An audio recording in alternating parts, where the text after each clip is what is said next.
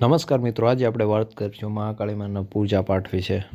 પૂજા પાઠ, પૂજા મંત્ર વિશે, બીજ મંત્ર વિશે, કેવી રીતે મહાકાળી માના પૂજા પાઠ કરવા, માતાજીની કેવી રીતે પ્રાર્થના કરવી તે આ વિડીયોમાં જણાવેલું છે. મિત્રો, આજના વિડીયોમાં વિશે આપણે જણાવશું કે શું શું માતાજીને આપવાથી, શું શું કરવાથી માતાજી આપણી ઉપર રાજી રહે છે. મહાકાળીમાં એક શક્તિ છે. મહાકાળી માતાજી શું છે? મહાકાળી જે નવદુર્ગા શક્તિમાંથી એક શક્તિ છે.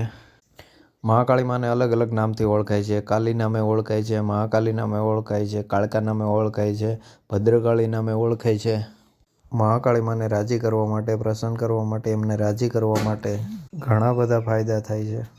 મહાકાળી માના પૂજા પાઠ અને વિધિ અને બીજ મંત્ર આજે હું તમને જણાવીશ, જે તમને આગળ વિડીયોમાં મળી રહેશે. મહાકાળી માને પ્રસન્ન કરવાથી તમારા અટકેલા કામ પૂરા થાય છે, તમારા ધારેલા કાર્ય સિદ્ધ થાય છે, તમારા ઘરમાં સુખ શાંતિ બની રહી છે, કોઈ વિઘ્ન કે કોઈ બાધા તમને નડતી નથી. તો મિત્રો, મહાકાળી માની પૂજા પાઠ કરવા માટે સાધન સામગ્રી જે જોઈએ તે આ વિડીયોમાં જણાવેલી છે. તો મિત્રો, મહાકાળી માની જે પૂજા પાઠ માટે જે સામગ્રી જોઈએ છે તે કંઈક આ રીતે છે. સૌ પ્રથમ મહાકાળી માનો એક ફોટો કે છબી લઈ લ્યો. પછી મિત્રો એક બાજોટ લઈ લ્યો. માતાજીની પૂજા પાઠ કરવા માટે હલ્દી, ગુલાબજળ, ગંગાજળ, ધૂપમાં લોબાન, ગુગળ.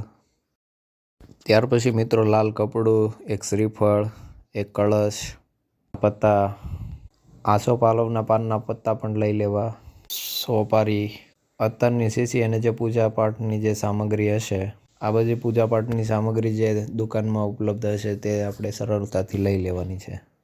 સવારે કોઈ સારા દિવસે મિત્રો, પૂનમના દિવસે કે મંગળવારે કે રવિવારે તમે આ પૂજા પાઠ ચાલુ કરી શકો છો. મિત્રો, કોઈ પણ દિવસે રવિવારે, મંગળવારે વહેલા ઉઠીને કોઈ સારા મુહૂર્તમાં સ્નાન કરી, સ્વસ્થ થઈ, પવિત્ર થઈ, ઘરમાં ગુલાબજળ અને ગંગાજળનો છંટકાર કરી, બાજોટ કે પાટલા ઉપર લાલ કપડું પાથરી મહાકાળી માના ફોટાને કે છબીને તમે બિરાજમાન કરી શકો છો. મિત્રો, માતાજીને બિરાજમાન કર્યા પછી ઘઉંની ચોખાની તમે ઢગલી કરી શકો છો.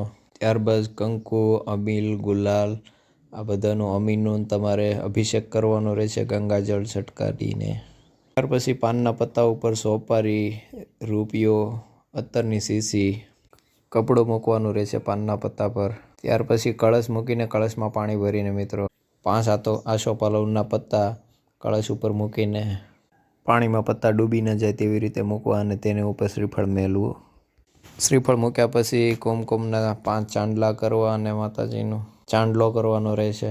ફરીવાર ગુલાબજળ અને ગંગાજળનો અભિષેક કરી સ્વસ્થ આસન લઈને જેવું મંત્ર બોલું લેવાની છે અને માળાના જાપ કરવાના છે.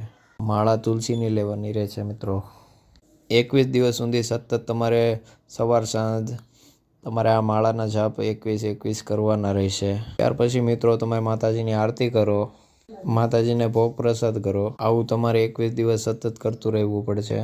મિત્રો, તમે ભોજનમાં તો ફળ, પછી મીઠાઈ, ભાત છે, સુખડી છે, આવું કરવાનું રહેશે.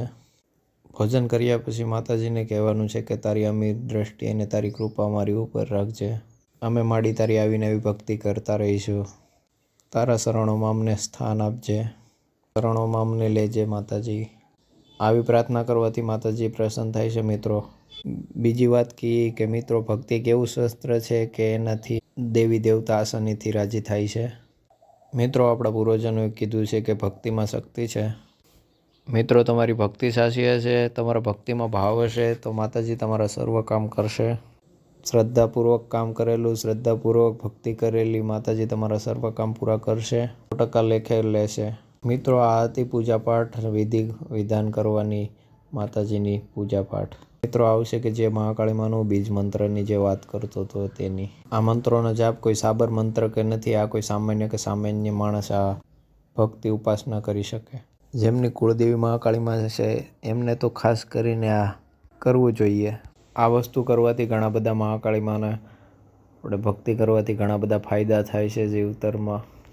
તમારા અટકેલા કામ, ધારેલા કામ મહાકાળીમાં પૂર્ણ કરે છે. મિત્રો, હવે હું તમને મંત્ર વિશે વાત કરું. મિત્રો, મંત્રો કંઈક આ રીતે છે. ઓમ ક્લીમ કાલિકાય નમઃ. ઓમ ક્લીમ કાલિકાય નમઃ.